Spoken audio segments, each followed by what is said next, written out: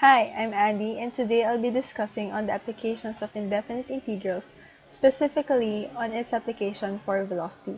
But before we begin, let us first define what are indefinite integrals.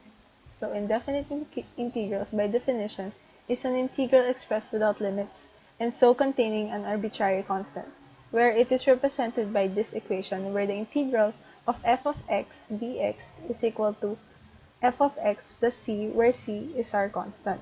So you might ask, why do we have to study indefinite integrals?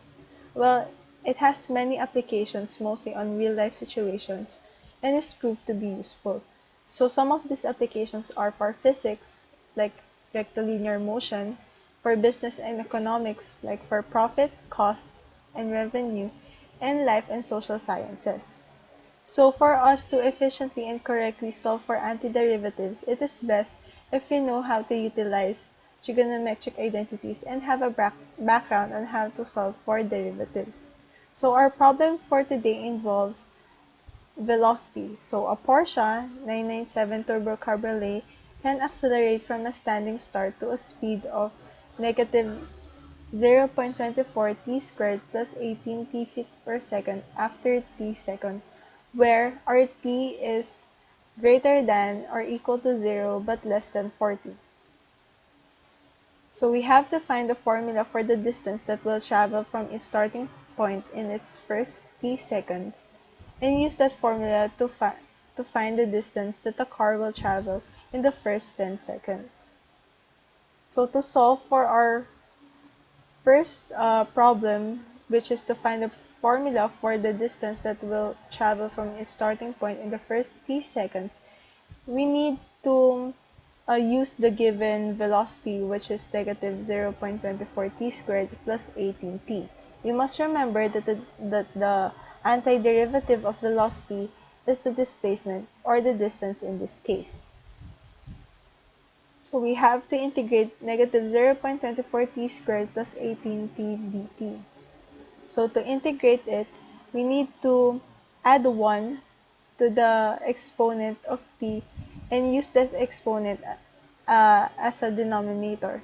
So we have negative 0.24 t raised to 2 plus 1 over 2 plus 1 plus 18t raised to 1 plus 1 over 1 plus 1 plus c.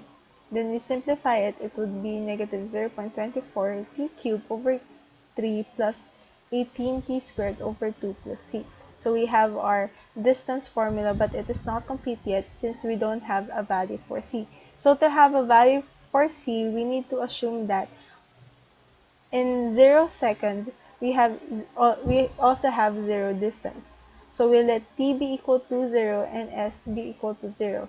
So we substitute it, it would be 0 is equal to negative 0.24 times 0 cubed over 3 plus 18 times 0 squared over 2 plus c.